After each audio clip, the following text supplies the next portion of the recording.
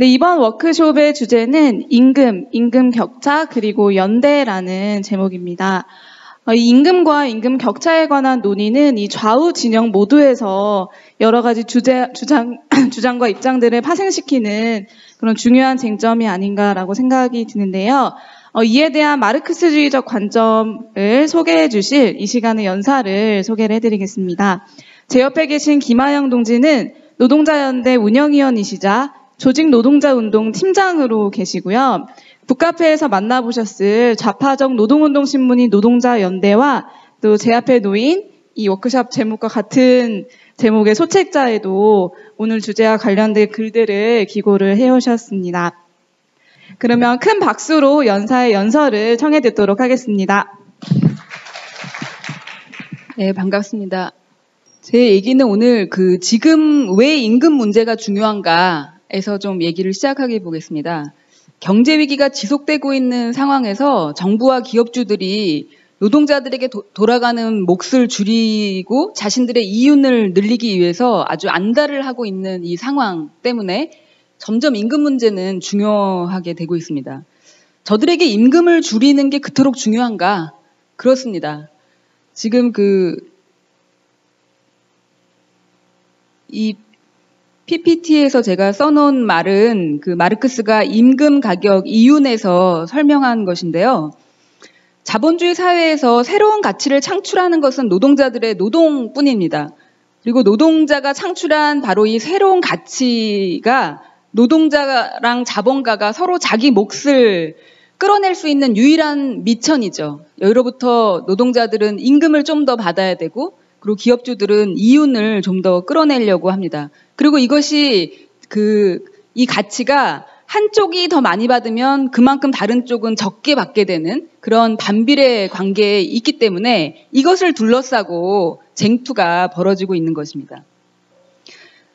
근데 마르크스의 임금론을 받아들인다고 이렇게 주장하는 사람들도 흔히 그냥 이렇게 마르크스의 임금론 하면서 임금은 노동력 재생산 비용이다 이런 것만 앙상하게 주장하고 그래서 적당한 생계비는 뭐지? 막 이런 것을 계산하는데 골몰하는 경우를 종종 보게 되는데 마르크스 주장의 핵심은 이런 게 전혀 아니었습니다.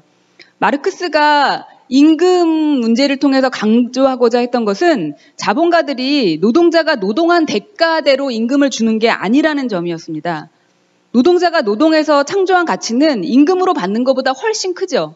그런데 그 가운데서 임금을 빼고 나머지 것을 다 자본가들이 가져간다. 그리고 이것이 이윤의 원천이 되는 잉여가치라는 것입니다. 그리고 바로 이런 이윤의 원천이 자본이 노동을 착취해서 얻은 것이라는 점을 주장하고자 했던 것이 바로 마르크스의 주장의 핵심이라고 이야기를 할 수가 있습니다. 근데 자본가들은 다른 자본가들하고의 경쟁에서 살아남기 위해서 어떻게 해서든 이윤을 더 많이 얻어야 되기 때문에 노동자들에 대한 착취를 더 많이 하려고 하지 않을 수 없는 것이죠. 이제 다른 한편 노동자들은 삶의 수준을 유지하려면 그만큼 임금을 제대로 받아야 되는 것이고요. 다시 말하면 지금 한국에서 정부와 자본가들이 하고 있는 것은 이처럼 노동자가 창출한 가치 가운데서 더 많은 부분을 뺏어오기, 즉 임금을 줄여가지고 더 많은 부분을 뺏어오기, 착취를 증대시키기라고 이야기할 수 있습니다. 바로 이 점 때문에 임금 문제가 점점 중요해지는 것이죠. 그리고 신자유주의 정책하에서 미국 같은 곳은 바로 이런 방식으로 이윤을 일시 만회할 수가 있었습니다. 그래서 신자유주의 정책 하에서 미국의 생산직 노동자들의 주당 급여는 1970년대 후반 이후로 지속적으로 하락을 했고 그래서 미국의 이윤이 일시적으로 만회가 될 수 있었던 것이죠. 사실 한국의 지배자들도 1990년대 초중반부터 이런 시도를 계속합니다. 성과제를 도입하려고 하고 이런 시도를 계속하는데 근데 자기들이 평가했을 때 충분하지 못했다고 지금 이야기를 하고 있어요. 왜냐하면 1987년 노동운동 이후로 한국 노동자들은 꽤 높은 수준의 실질임금을 지속적으로 개선해냈기 때문입니다. 근데 최근 몇 년을 보면은 얘기가 좀 달라집니다. 이 그림을 보시면은 고용노동부의 통계인데 실질임금이 2007년에 290만 원대로 진입한 다음에 7년 동안 변화가 거의 없습니다. 7년 동안 실질임금이 그냥 제자리 걸음이라는 거죠. 1970년대 50만 원 가량이었는데 1980년대 100만 원으로 돌파하고 1990년대 200만 원대로 증가했다가 2007년에 290만 원대로 들어선고는 이제 제자리 걸음이 됐다는 것입니다. 근데 그럼에도 불구하고 이런 추세인데도 정부와 기업주들은 여기에서 만족하지 않고 아예 이것을 아까 미국 곡선처럼 끌어내리겠다는 생각에서 연공급제 같은 것을 없애고 성과급제 같은 걸 도입해서 임금을 삭감하려고 하는 것이죠. 그리고 정부가 노동계약으로 추진하는 다른 여러 가지 방법들도 가만히 들여다보면 임금 문제하고 관련되어 있는 것이 굉장히 많습니다. 예를 들어서 정부가 노동시간 단축이라고 얘기를 하는데 이거는 거짓 용어로 우리는 그것을 노동시간 유연화 혹은 변형근로제라고 제대로 불러야 됩니다. 근데 어쨌든 이런 것을 추진하는 거는 일이 많을 때는 노동자들을 더 일을 시키고 일이 조금이면 일을 줄이겠다는 것인데 일을 많이 시키는 그때 연장수당 같은 걸 주지 않겠다는 것이 바로 변형근로거든요. 그래서 이런 것도 결국은 연장수당을 주지 않겠다는 임금 삭감 같은 문제죠. 구조조정에서도 이런 일이 벌어집니다. 지금 당장 자르지 않는 테니까 임금을 삭감하자. 분사화해서 임금을 줄이는 방식을 추진하자 하는 방식으로 각종 방식의 임금을 떨어뜨리기 위한 공격들이 진행이 된다는 거죠. 그래서 지금 노동자들과 그 가족의 생활 수준을 방어하려면 임금을 방어하는 게 매우 중요한 일이 되었습니다. 그런데 여기에 장벽이 여러 개가 있어가지고 노동운동이 이것을 돌파하기가 다소 어려움이 있는데 그 점이 어떤 것인지 좀 저는 오늘 이야기를 해보려고 하는데요. 먼저 첫 번째로는 정부와 고용주들이 거짓말에 기초한 이간질 전술을 펴고 있다는 게 우리 운동에 어려움을 주고 있습니다.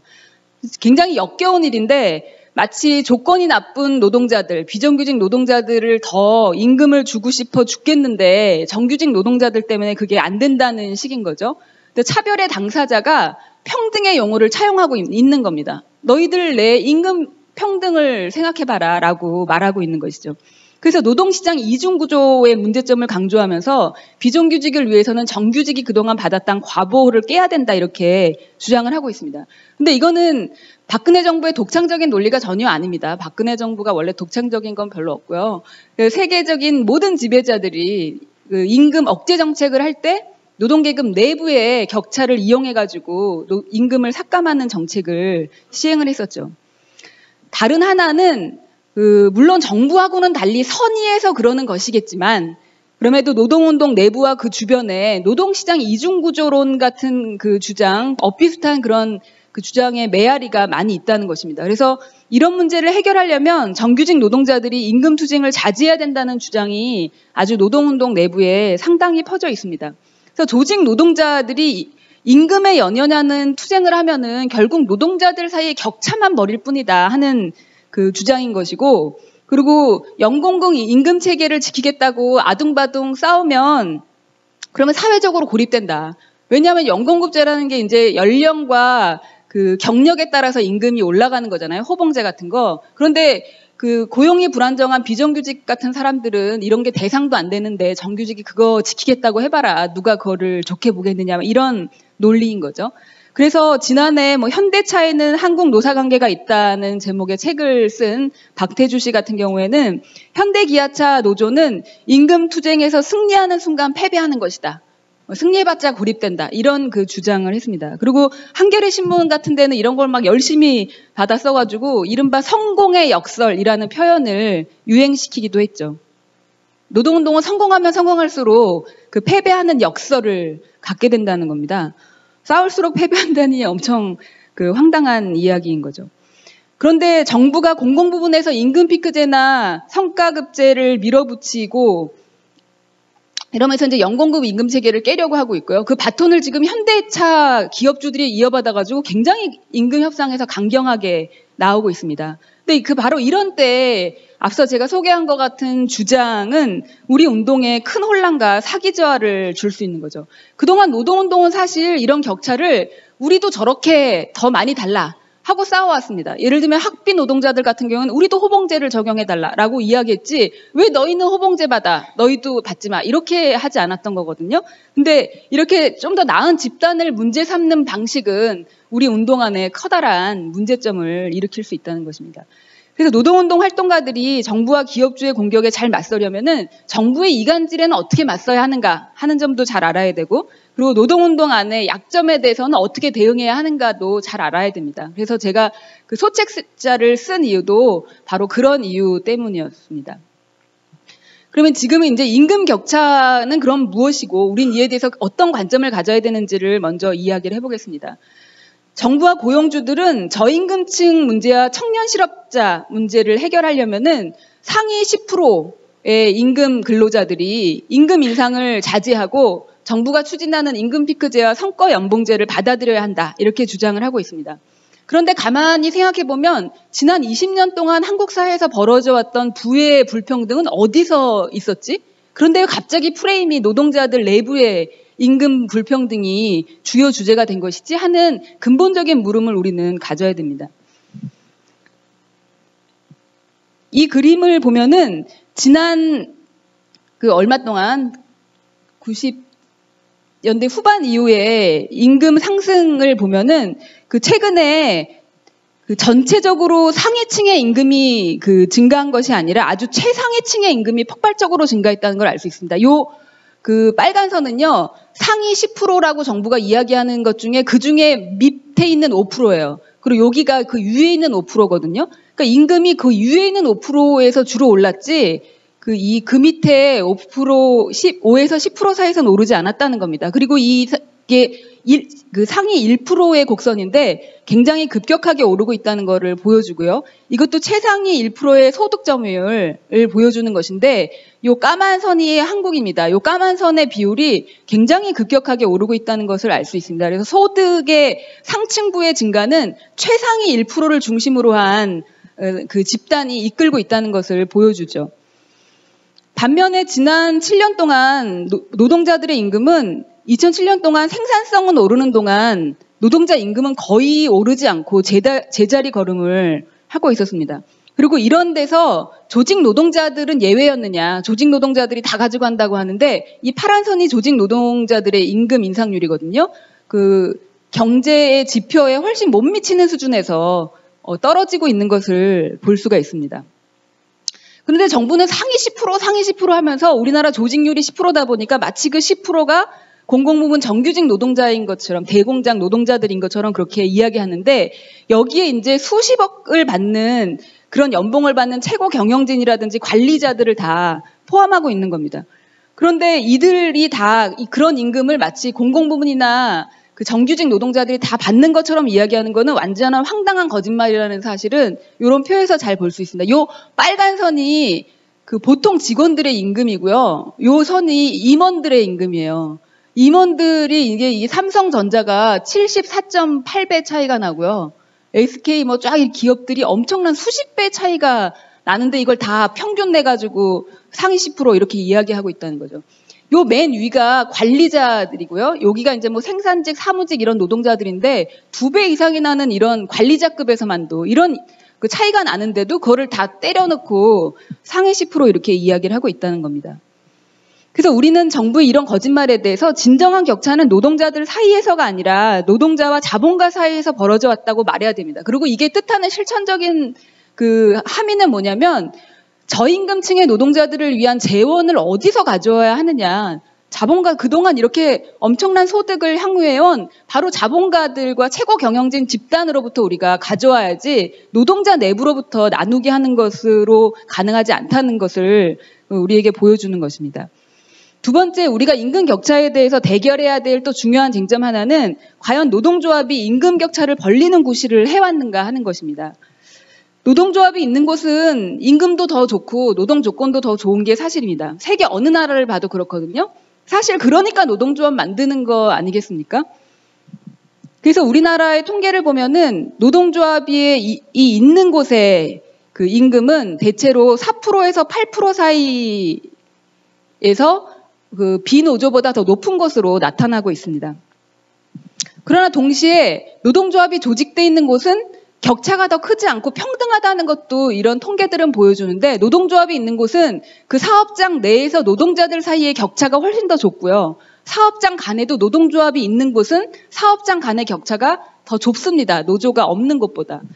그리고 이런 노동조합이 있는 곳은 다른 지표들, 학력별이나 성별 임금의 그 격차를 보더라도 요때가 지금 우리나라에서 이 노동조합이 급격하게 만들어지고 투쟁이 벌어졌던 곳인데 여전히 여성 임금 격차가 한심한 수준이긴 하지만 이때는 막 그 50% 밑이었는데 60%까지 여성 임금이 올라가고 그리고 사무직과 생산직의 임금 차이를 주로 보여주는 대졸자와 고졸자 사이의 임금 격차도 그 이전에는 200%가 훨씬 넘었다가 이렇게 떨어지는 라인을 볼 수가 있습니다. 그래서 노동조합 조직을 통한 투쟁은 각 집단 간의 격차를 축소시키는 효과를 낸다는 것을 우리에게 보여주고 있습니다. 그런데 이제 2000년대 이후에 주로 유행을 하는 얘기는 어떤 거냐면 그거는 그 이전 얘기고 2000년대 이후에는 더 이상 그런 게 적용이 되지 않는다 하면서 노동조합으로 조직되어 있는 노동자들이 모든 걸 다 챙겨간다는 식의 부정적 얘기들이 많이 유행을 했습니다. 그런데 이 그림을 보면은 그게 여전히 사실이 아니라는 걸 보여줍니다. 이거는 그 노동조합이 있는 곳과 없는 곳 사이에 그 사업체 내부에서 노동자들의 임금 격차를 보여주는데 비노조 부분의 선이 훨씬 더 높다는 거, 격차가 높다는 거를 볼 수가 있습니다. 이건 사업체 간의 격차인데 역시 마찬가지로 노조가 없는 곳의 격차가 훨씬 높다는 것을 보여줍니다. 그래서 임금 격차가 증가한다라는 것은 노동조합의 효과가 아니라 오히려 노동조합이 없는 효과다라고 우리는 이야기를 해야 된다는 거죠. 그래서 노동조합이 강할수록 조직 노동자들이 잘 싸울수록 격차가 증대하는 게 아니라 노동조합이 없거나 노동조합이 약하거나 있어도 없는 것만 못하는 그런 곳들에서 격차가 증대한다는 것을 우리는 분명히 이야기해야 될 것입니다. 그래서 조직 노동자나 강한 부분이 좀 참아라. 그러면 그 혜택이 그 열악한 노동자들이나 비정규직에게 돌아갈 것이다라고 이야기를 하는데 그것이 거짓말이었다는 거는 지난해와 올 초까지 그렇게 노동계약을 밀어붙인 정부가 최저임금에서 전혀 그거를 인상해주지는 않았다는 거. 이걸로 하나로도 우리는 잘 알 수 있습니다. 그래서 지난해 임금 인상폭보다 훨씬 적은 임금 인상을 최저임금에서 제공을 했고, 그리고 최저임금 미만율, 이거는 이제 최저임금도 못 받는 노동자 비중을 말하는 건데, 이 비중은 그래서 점점 올라가지 잘 떨어지지는 않는 그런 추세를 지속하고 있는 것입니다.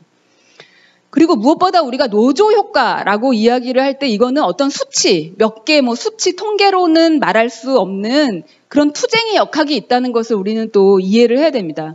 그것은 한 부분이 투쟁을 통해서 조직을 건설하고 조건을 개선을 하면은 그게 다른 부분의 노동자들을 고무해서 그들도 투쟁에 나서게 만든다는 것. 이게 바로 어떤 통계 몇 개 숫자로는 말할 수 없는 투쟁의 역학이라고 이야기를 할 수 있는데 우리는 바로 이런 점을 중요하게 생각을 해야 됩니다. 그래서 바로 이런 방식으로 노동자들은 그동안 서로 고무하고 연대하고 조건을 개선해 온 것이죠. 그래서 한 부분이 싸워서 조건을 개선하면은 나머지 부분과 격차가 벌어질 것이다라는 어떤 정태적인 관점이 아니라 이런 투쟁의 동력학 관점에서 우리는 이런 격차 문제를 바라봐야 할 것이라고 생각합니다. 그러면 지금부터는 이제 격차의 실태와 그 대안에 대한 논란을 둘러싼 문제들을 한번 살펴볼 텐데요. 한국 사회에서는 여러 노동자 부문 간의 격차가 크고 이런 문제는 매우 중요하다고 이야기를 할 수가 있습니다. 먼저 남녀 임금 격차인데요. 여성은 남성의 63%에 불과한 임금을 받고 있습니다. OECD에서 14년째 1등을 하고 있는 그런 상황이에요. 격차가 매우 크다는 거죠. 이주 노동자들은 내국인 노동자의 60%에도 미치지 못하는 임금을 받고 있습니다. 그런데 지난해 환경노동위원회에서 새누리당 국회의원 권선동이라는 자는 외국인 근로자 후생복지가 지나치게 좋다 이런 문제 제기를 하면서 선진국에 가보면 싼 맛에 외국 근로자 쓰는데 우리나라는 뭐냐 이런 문제 제기를 했거든요. 근데 OECD 통계 보면 그 임금 격차가 여전히 또 OECD 1등을 달리고 있습니다. 다른 선진국보다 훨씬 더 크다는 것을 보여주죠. 정규직과 비정규직 사이의 임금 격차도 매우 큽니다. 그래서 임금 격차가 이게 지금 낮을수록 임금 격차가 큰 건데요. 조금 격차가 줄어들었다가 다시 조금 내려가는 방식으로 격차가 여전히 크다는 것을 알 수가 있습니다. 그래서 조금 더 나은 처지의 노동자들은 저임금 노동자들의 조건 개선에 관심을 기울여야 됩니다. 그냥 우리 거 잘 방어하면 되지라고만 그렇게 이야기해서는 안 되고 이 열악한 조건의 노동자들을 위해서 그들의 조건 개선을 위해서 그 관심을 기울이고 연대를 해야 된다는 거죠. 민주노총은 그래서 해마다 하오상박 원리를 적용한 임금 요구안을 발표하고 있습니다. 하오상박이라는 것은 전체 노동자들의 조건을 전체적으로 개선을 하되 더 열악한 노동자들의 조건은 더 많이 급격하게 빠르게 개선하자라는 방향으로 올바르고 바람직한 것이라고 이야기할 수가 있습니다.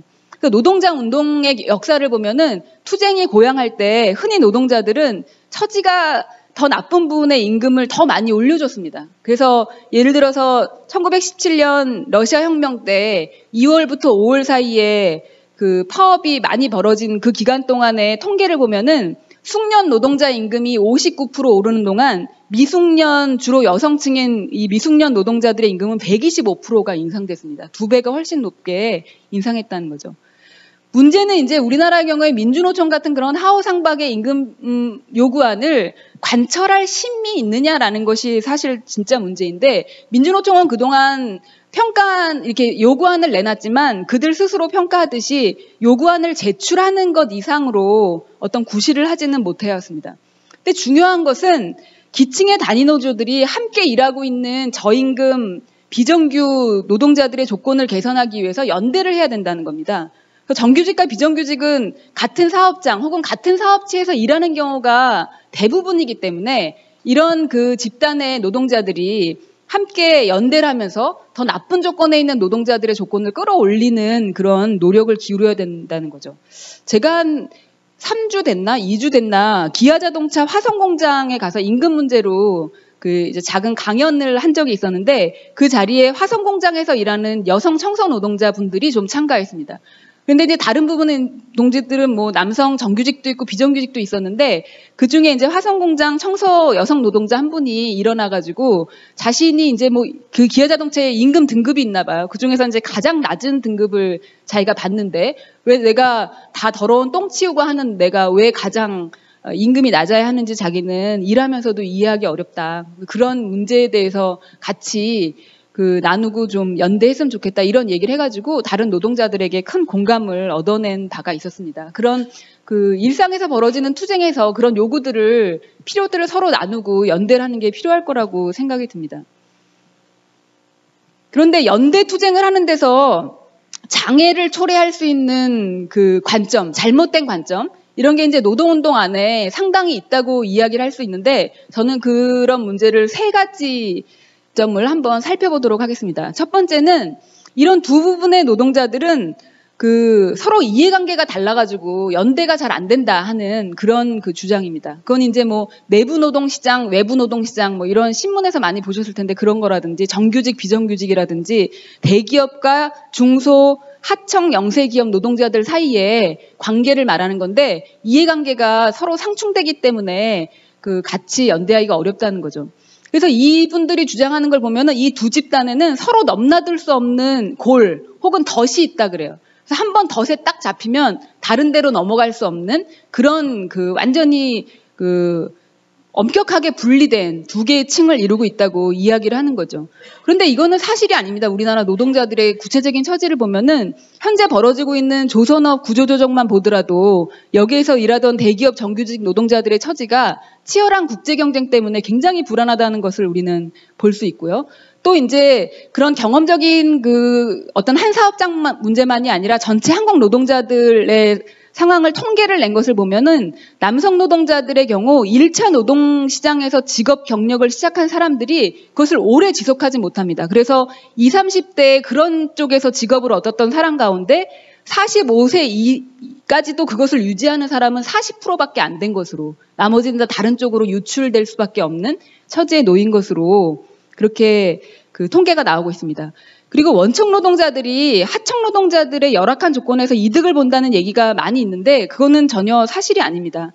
원청 노동자들은 원청 기업하고 한편에 서가지고 하청 기업 노동자들이 생산한 그런 거를 착취해가지고 그 결과를 떡고물을 얻어먹는 그런 처지에 있는 게 아니라, 하청 노동자들과 꼭 마찬가지로 원청 노동자들도 착취당하는 처지에 있다는 것을 분명히 이해해야 됩니다. 우리나라는 대기업과 하청기업 사이에 생산성이 굉장히 차이가 나거든요. 그래서 대기업의 생산성을 100으로 했을 때 하청기업이 지금 약 34.5% 40% 정도 되는 것으로 격차가 납니다. 근데 이 생산성이 높다는 거는 그만큼 착취율이 높다는 걸 뜻하는 거거든요. 그래서 대기업 노동자들이 임금의 액수 자체를 하청 노동자들보다 더 많이 받을지라도 더 많이 착취받고 있을 수 있다는 것을 보여주는 것입니다. 그래서 실제로 대기업의 노동자들이 가져가는 몫하고 기업이 가져가는 몫을 보여주는 대기업의 노동소득 분배율을 보면은 한국 전체 노동소득 분배율이 59.7로 세계적으로도 낮은데 그나마 20대 기업, 이런 대기업들 보면은 이 노동소득 분배율은 더 떨어지는 것으로, 작은 기업보다 더 적게 노동 몫이 더 작은 것으로 나타나는 것을 봐도 그 점을 우리는 잘 볼 수가 있습니다. 열악한 조건의 노동자층이 다른 노동자들의 노동 조건을 압박해가지고 결국 전체 노동자들의 조건을 끌어내린다는 점만 보더라도 비정규직의 조건이 개선되는 것은 정규직에게도 마음도 편안하고 노동 조건 압박도 덜 받고 더 좋은 것입니다.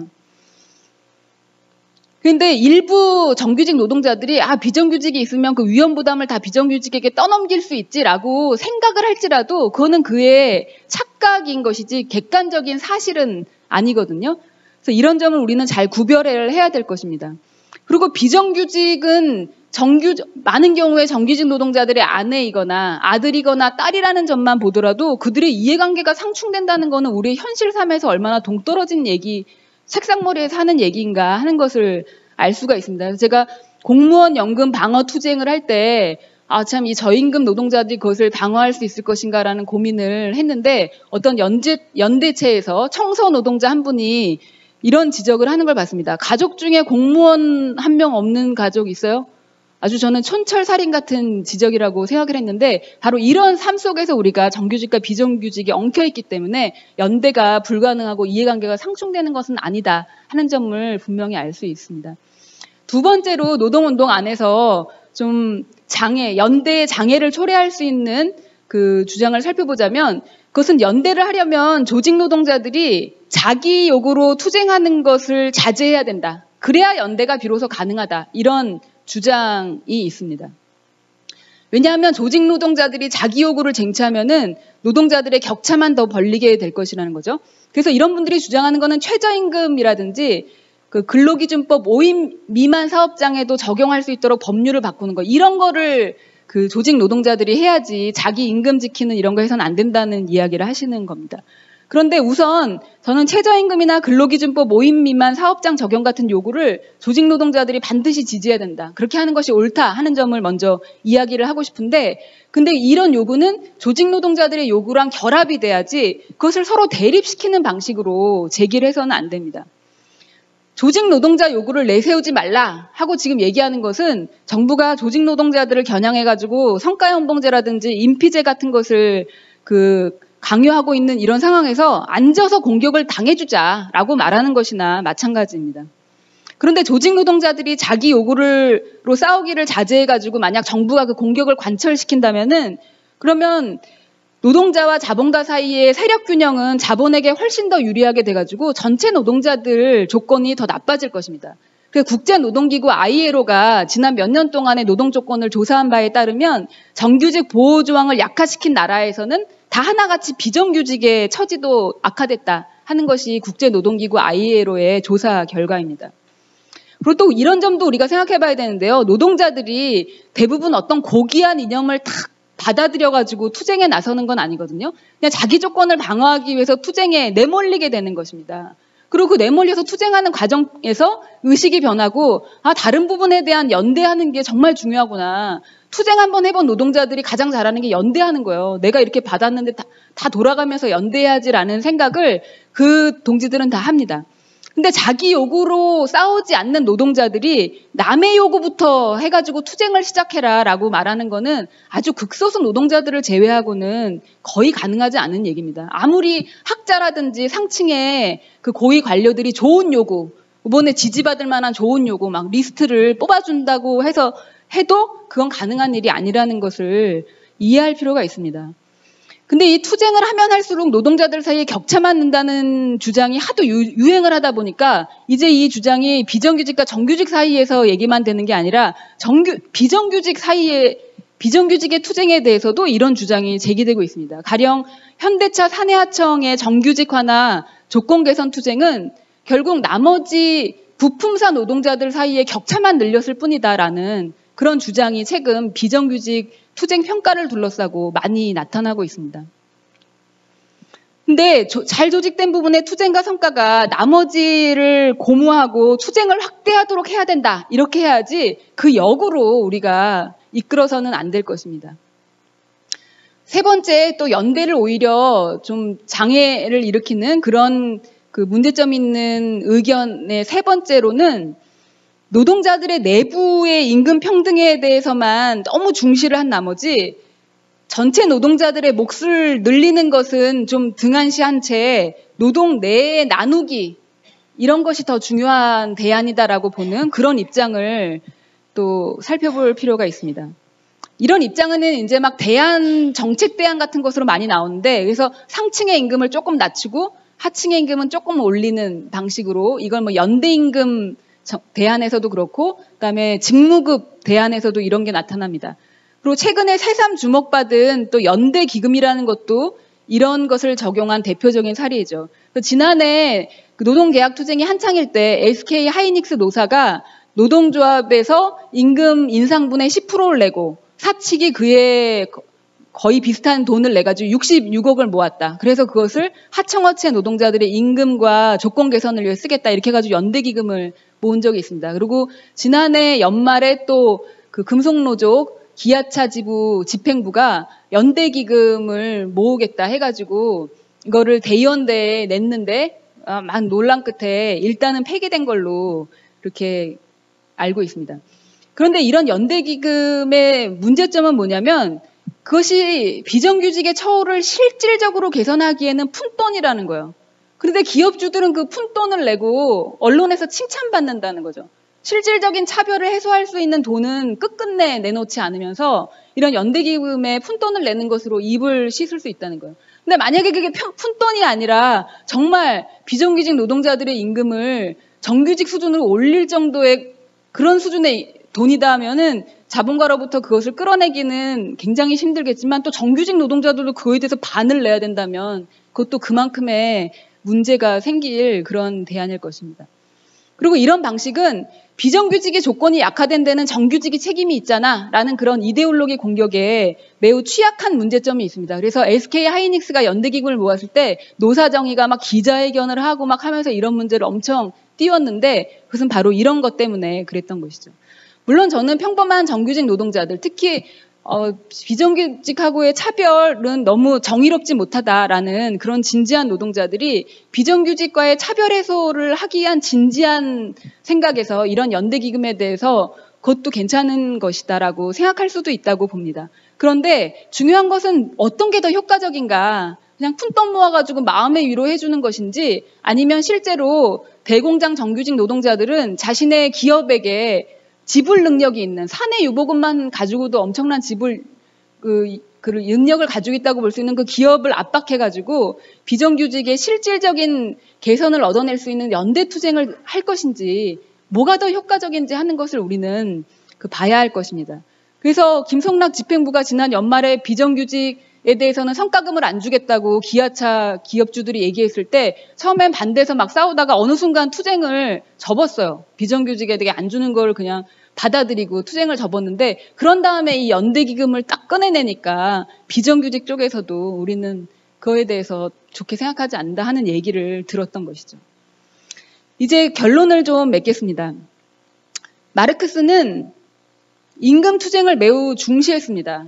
그래서 임금이 최저의 생계비 수준에서 고정돼 있는 것으로 보지 않았고 결국 임금 수준은 사회적으로 어느 정도 노동자들이 누릴 수 있는 것을 요구하는 노동자들이 그것을 위해서 싸우면 자본가와 노동자 사이의 심관계에 따라서 임금은 정해지는 것이라고 마르크스는 봤습니다.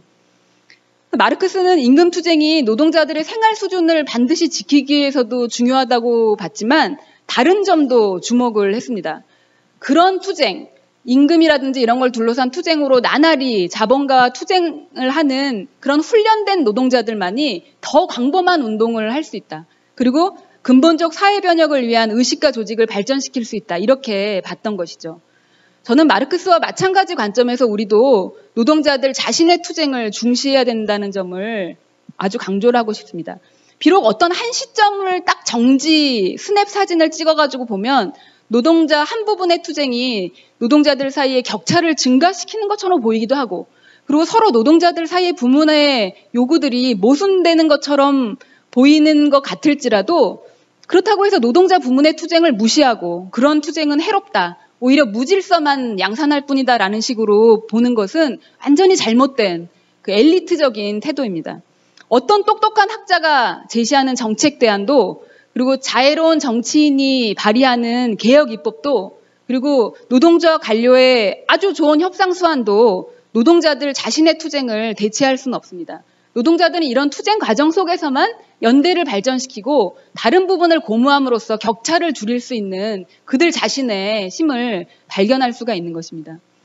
물론 연대가 노동자들이 싸워가지고 자동적으로 강화되는 것은 아닙니다. 여러 이데올로기 공격도 있고 여러 탄압도 있죠. 그래서 노동조합 속의 투사들과 사회주의자들의 구실이 바로 이런 점에서 중요해지는 것입니다. 사회주의자들은 잘 조직된 부문이 임금과 자신의 조건을 방어하는 데서 사용한 힘을 전체 노동자들을 위해서도 사용할 수 있도록 노동조합 속에서 늘 분투를 해야 한다고 생각이 듭니다.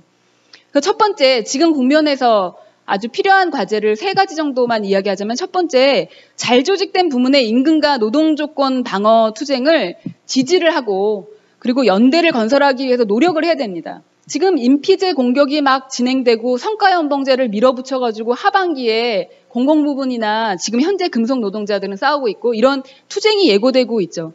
그런데 운동이나 그 운동 주변에서는 그들의 투쟁은 문제거리고 격차만 늘리고 하는 식으로 얘기들이 많이 돼서 그들은 위축이 될 수가 있습니다. 근데 우리는 이런 문제거리로 여겨가지고 그들을 위축시키는 주장으로부터 그 투쟁을 방어하고, 그래서 그 투쟁에 자신감을 불어넣는 그런 구실을 해야 됩니다. 만약 임금 피크제나 성과연봉제 투쟁이 실패한다면 다른 노동자들의 조건을 방어하기도 어렵습니다. 역으로 그것이 성공을 거둔다면 다른 노동자들에게 자신감을 줘서 다른 투쟁도 고무할 수 있을 것입니다. 두 번째는 잘 조직된 부문의 노동자들이 자신의 힘을 비정규직, 여성, 이주노동자들의 임금 차별을 개선하는 데도 사용하도록 지속적으로 그들을 설득을 해야 됩니다. 그래서 이것은 비정규직과 여성 노동자들, 그리고 열악한 조건에 있는 이주 노동자들이 자신감을 갖고 스스로 투쟁에 나설 수 있도록 고무하는 데서 아주 중요한 구실을 하는 거죠. 그래서 우리는 가령 건설 노조에서 이주 노동자들을 배타하고 그들이 우리 일자리를 빼앗을 거야라고 생각하는 것에 맞서서 싸우면서 이주 노동자들을 방어하는 그런 구실을 해야 할 것입니다.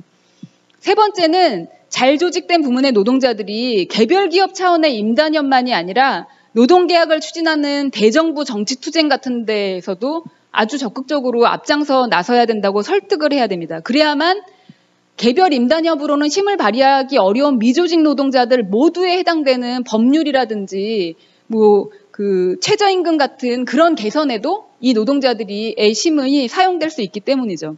흔히 노동조합 지도자들은 그렇게 해야 된다, 우리 부문의 요구만 내세우면 안 된다, 막 이런 식으로 말은 하지만 막상 그런 투쟁이 벌어지면 엄청 이런 투쟁에 부담을 느끼고 개별 단위 노조의 그 부문적인 경제 투쟁으로 투쟁을 최소화하려고 하는 그런 시도를 할 수가 있습니다. 그런데 이럴 때 잘 조직되어 있는 소수의 노동조합 내 투사들과 사회주의자들이 유능하게 이데올로기 투쟁을 하면서, 아까 제가 얘기한 것처럼 진정한 격차는 뭐냐, 재원은 어디서 가져야 되느냐 하는 주장을 하면서 노동자들을 설득하고 자신감을 불어넣고 이렇게 한다면 작업장의 의견 균형이 더 왼쪽으로 바뀌어가지고 투쟁을 전진시키는 데서 중요한 구실을 그 투사들과 사회주의자들이 할 수 있을 것입니다.